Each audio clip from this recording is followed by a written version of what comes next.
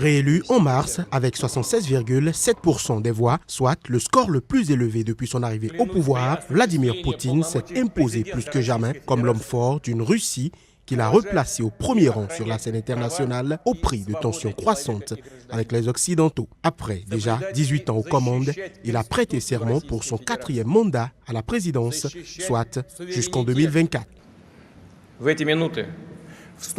En ce moment d'investiture, au devoir du président de la Russie, je suis particulièrement conscient de ma responsabilité colossale devant chacun de vous, devant tout notre peuple multinational, devant la Russie, ce pays de grandioses victoires et d'accomplissements. Je considère comme mon devoir et le sens de ma vie de faire tout mon possible pour la Russie, pour son présent et pour son avenir. Je remercie de tout mon cœur les citoyens russes pour votre solidarité, avec la conviction que nous pouvons faire une différence pour le mieux. Encore une fois, je veux vous dire merci. Merci pour le soutien sincère que vous, citoyens de Russie, m'avez apporté à l'élection présidentielle.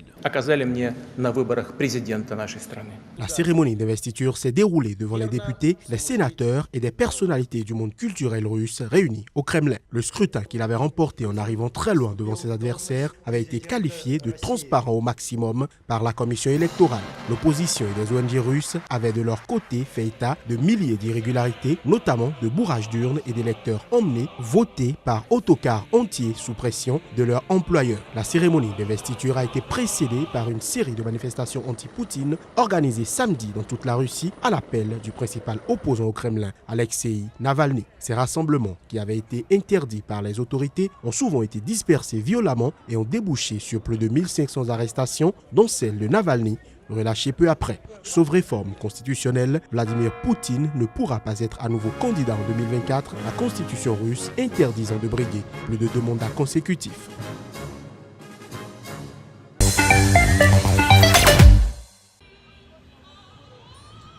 Faible mobilisation au Liban pour les premières législatives organisées en 9 ans. Le taux de participation a atteint 49% contre 54% aux législatives de 2009. Aujourd'hui, c'est une journée historique, je crois, parce qu'il n'y avait pas beaucoup de participation. Mais nous sommes ici tous rassemblés, unifiés comme liste, programme et idées unifiées. Et c'est pour ça que c'est historique. On donne de l'espoir aux jeunes pour qu'ils continuent ce chemin. C'est notre espoir. Nous nous sommes tous rassemblés dans tout le pays, dans tout le Liban, pour cette cause. Et nous donnons une alternative pour ces jeunes. Si aujourd'hui on obtient un député, dans 4 ans, on en aura 10. Quelques 597 candidats répartis en 77 listes étaient en lice pour ces législatives. Mais la répartition des sièges est aussi régie par un subtil partage confessionnel entre les différentes communautés religieuses et respecte une parité islamo-chrétienne. Les dernières législatives au Liban remontent à 2009. Le Parlement a ensuite prorogé à 3 reprises son mandat, invoquant notamment des risques pour la sécurité du pays, liés notamment au débordement de la guerre en Syrie qui a fait rage depuis 2011.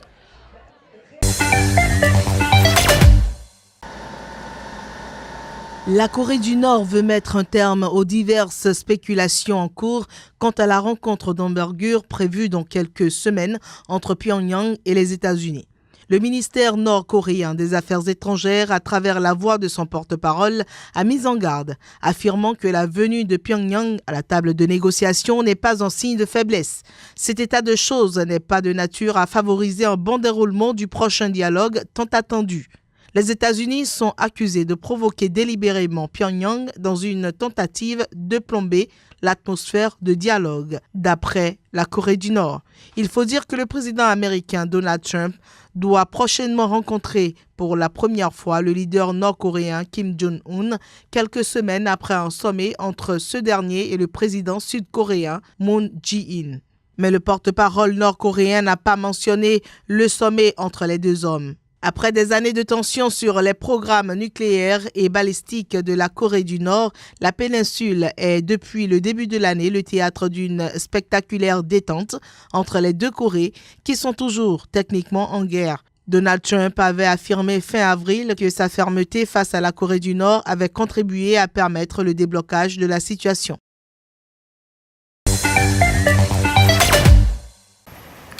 Après l'éruption du volcan Kilauea survenue jeudi dernier, un ordre d'évacuation a été donné. Des centaines de personnes habitant à Hawaï sont donc évacuées. L'opération se déroule sous la surveillance des forces de police.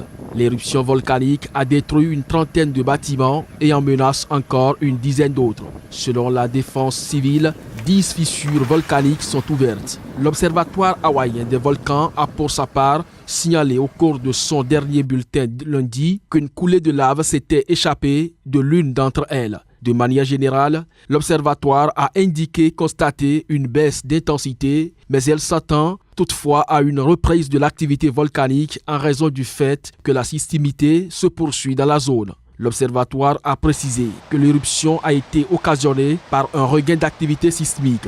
Il a également été relevé qu'un tremblement de terre de magnitude 6,9 a notamment frappé l'île vendredi, le plus puissant sur place depuis 1975. Les répliques se poursuivent et d'autres sont attendus.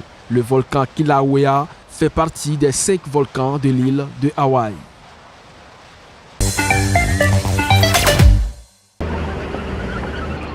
Le scrutin, qui a enregistré un faible taux de participation, a permis l'émergence d'un mouvement de la société civile contestant les partis au pouvoir. Les estimations du parti chiite au Liban, quelques heures après le début du dépouillement, indiquent que le mouvement a raflé la mise quasiment partout où il était présent. Le Premier ministre libanais Saad Hariri annonce que son mouvement a perdu un tiers de ses sièges au Parlement. Le partage du pouvoir au Liban entre les différentes communautés religieuses empêche la suprématie d'un seul parti ou d'une communauté au sein de l'hémicycle. Hariri est bien et je considère qu'il a gagné les élections car il y avait 8 listes contre lui.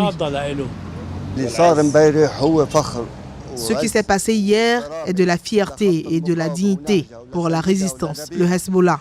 Ses leaders et ses prophètes qui sont des modèles pour nous, et ces élections montrent combien nous aimons Hassan Nasrallah, le leader du Hezbollah, Nabi Berri, le président du Parlement, leader du parti Amal allié au Hezbollah, et la résistance de tous ceux qui se sont sacrifiés pour libérer notre terre. Le Hezbollah devrait, avec ses alliés, pouvoir forger plus facilement une majorité en sa faveur sur des questions clés telles que celle des armes qu'il n'a jamais déposées après la guerre civile de 1975 à 1990.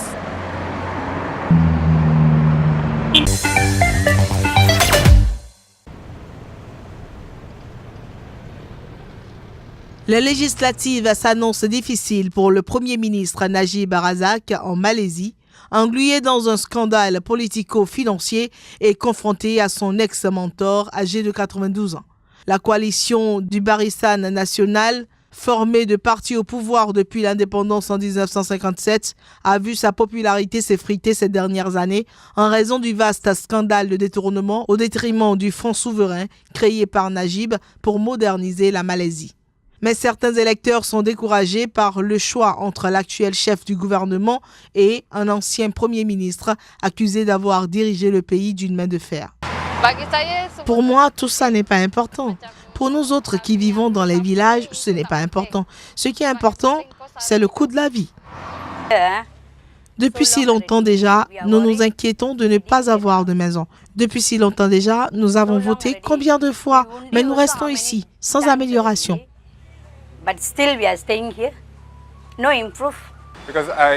Ces 5 dernières années, les gens ont commencé à être de plus en plus divisés sur les lignes des partis.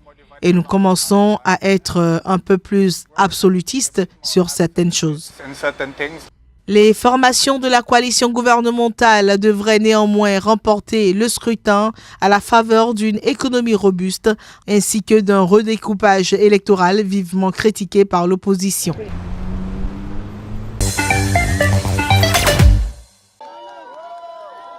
Il est désormais l'homme fort du Costa Rica.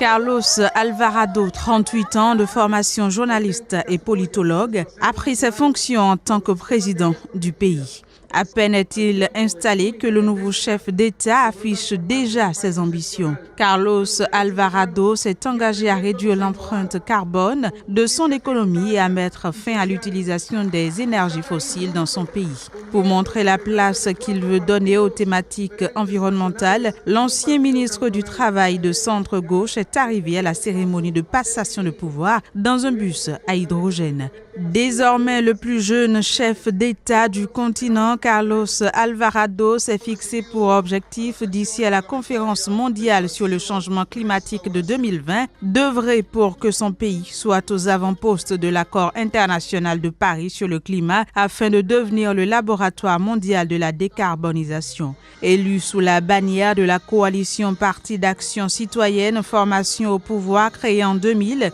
le dirigeant a formé un gouvernement d'union nationale où les femmes au nombre de 14 sont plus nombreuses que les hommes au nombre de 11. Le nouveau président a aussi défini les 7 axes qui guideront son action. Il s'agit de l'éducation, de la sécurité, la citoyenneté, la santé, l'environnement, la mobilité, l'infrastructure, la création d'emplois ainsi que le rétablissement de la stabilité budgétaire.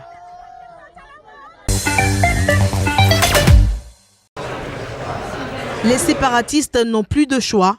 Ils devront présenter un nouveau candidat s'ils veulent enfin former un gouvernement. Madrid ne démord pas à ce propos. Le Conseil des ministres a décidé de saisir la Cour constitutionnelle pour qu'elle annule une loi votée la semaine dernière au Parlement catalan qui permettrait d'investir en son absence l'ex-président Carles Puigdemont. Pendant ce temps, lui attend en Allemagne une éventuelle extradition vers l'Espagne qui veut le juger pour rébellion. En effet, les partisans de Carles Puigdemont avaient annoncé samedi leur intention de tenter une dernière fois d'investir l'ex-président après une première tentative fin janvier bloquée par la justice. Toutefois, ils ont reconnu que s'ils n'y parvenaient pas, ils présenteraient une candidature alternative pour débloquer la situation. Cette dernière aura duré 8 mois après la mise sous tutelle de la Catalogne par le gouvernement central. Par conséquent, après l'avis obligatoire admis par le Conseil d'État, il est clair qu'aucun candidat à la présidence de l'exécutif catalan ne peut être investi sans être présent au Parlement de Catalogne pour défendre son programme d'investiture à son siège. Les indépendantistes catalans n'ont jusqu'ici proposé à la présidence de la région que des candidats dont la justice a bloqué l'investiture. Ils ont remporté les élections régionales en décembre, mais s'ils n'élisent pas un nouveau président d'ici le 22 mai, les Catalans seront automatiquement rappelés aux urnes. Les indépendantistes n'ont pour leur pas dévoilé l'identité du candidat alternatif qui permettrait de débloquer la situation. L'avion transportant les 3 Américains libérés par la Corée du Nord a atterri ce jeudi, peu après 2h40 du matin, soit 6h40 GMT, sur la base militaire d'Andrew dans la banlieue de Washington. Arrivé sur place en hélicoptère depuis la Maison-Blanche, le président américain Donald Trump, qui a salué ce mercredi le geste de bonne volonté du leader nord-coréen Kim Jong-un, a accueilli les 3 Américains. Une image forte et chargée en symbole à l'approche de sa rencontre avec le leader nord-coréen Kim Jong-un. En effet, le président américain a assuré ce mercredi que le lieu et la date de son sommet, très attendu, avec l'homme fort de Pyongyang, seraient divulgués dans les jours à venir. Il a également précisé qu'il n'aurait pas lieu dans la zone démilitarisée à la frontière entre les 2 Corées. Singapour, seule autre hypothèse évoquée publiquement par Donald Trump, apparaît désormais comme la piste la plus crédible pour cette rencontre historique. Par ailleurs, la libération des 3 hommes a été saluée par de nombreux élus américains, à l'instar du sénateur républicain Bob Corker, qui a cependant appelé à accueillir les récents gestes d'ouverture de la Corée du Nord sur une possible dénucléarisation avec grande prudence.